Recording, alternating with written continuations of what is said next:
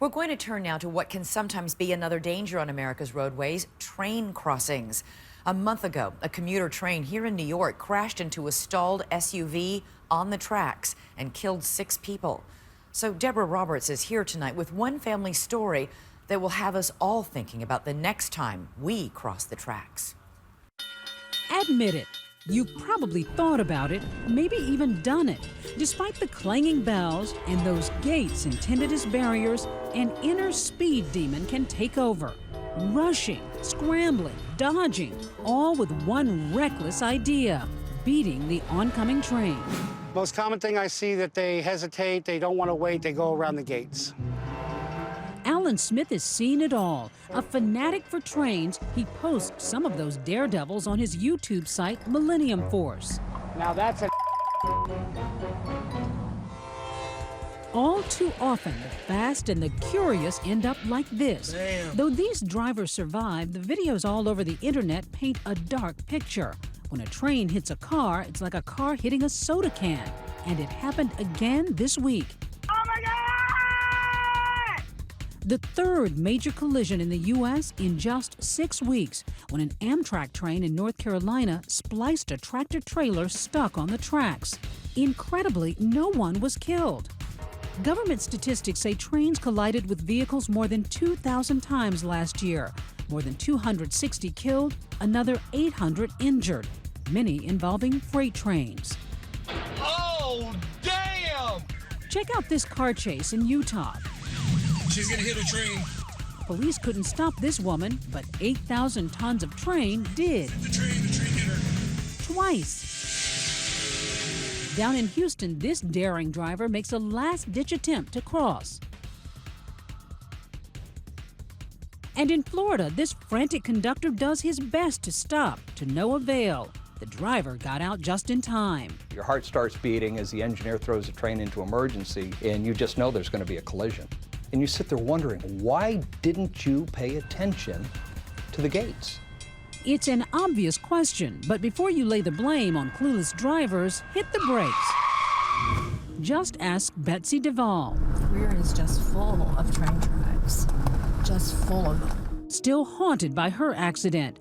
Though you'd never miss these tracks during daylight, at night, here's what Betsy saw.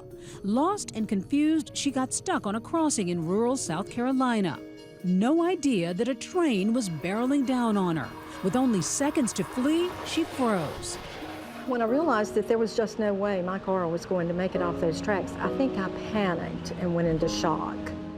Betsy was gripped by what's called the freeze response, a natural reaction where a person under duress is literally paralyzed by fear. Thankfully, a nearby police officer jumped into action. Man, come on, get back. Come on, get back. He said, well, you need to get out now because there's no time. A train is on its way. All I could do was just turn and watch it hit my car and just shove it down the tracks. Just to think that in an instant my life could have been just taken without any warning. And here in Tempe, Arizona, a train had just passed when Brandon Stovall started to drive across the tracks. He didn't see the second train coming. It's just like if somebody were to walk next to your car and hit you with a baseball bat in the head. He was cited for crossing before the arm was fully raised. But the real issue? There was a sensor on the track that stopped working, which allowed the arms to raise up when a train was coming through the intersection and it should have been down. A deadly yet common complaint. Gates should work like clockwork and stay down when trains are approaching. But Stovall has proved that doesn't always happen. Take a look at this video he shot 2 weeks later. Gates down, the train passes. But as soon as the gate raises again, get this, another train. Malfunctioning signals are one thing, but in other places, they're out of commission. They've installed a set of gates and lights, but there's bags on top of the lights. New lights that aren't activated? And it's unbelievable to Vicky and Denny Moore, who are determined to blow the whistle on faulty train crossings. As you can see, you've got all this vegetation, all these trees blocking a driver's view. And you're not required to stop.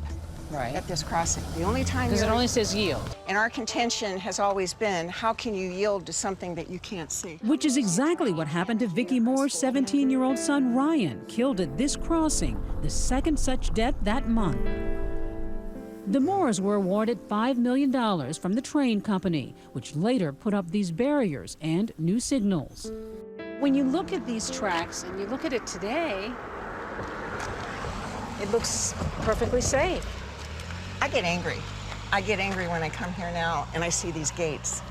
Why? Because had there been gates there the day that our kids came down that hill, the accident would never have happened. Their millions went to a foundation, Angels on Track, which hopes to prevent other devastating train collisions. An uphill battle, given that only 35% of crossings have flashing lights and gates, according to the government. I would think it's to the railroad company's advantage to have these things. I think they want these at every crossing. Well, what they're thinking is they have to handle all maintenance on the gates, on the signal systems. They're making less money. So are you saying the railroad companies would probably just as soon not have to have all of this? Correct. The railroads share ownership for every crossing in this country. Why aren't they sharing responsibility for making sure that all these crossings are safe and protected with gates? A tangled web of bureaucracy that infuriates the Moores. So when there's a problem, who's to blame, the rail lines or the government? You may not like what this government-funded safety advocate has to say. At every crossing, there's a blue and white sign, and it has a 1-800 number on it. But if that gate malfunctioned and you were the one driving, it's kind of a little late to make a call. No, it isn't. Get away from the car and then find a way to contact the railroad or your local police. If you make it. Yes, if you make it. Ultimately, your safety is up to you. So drive carefully and look both ways so you don't end up like this.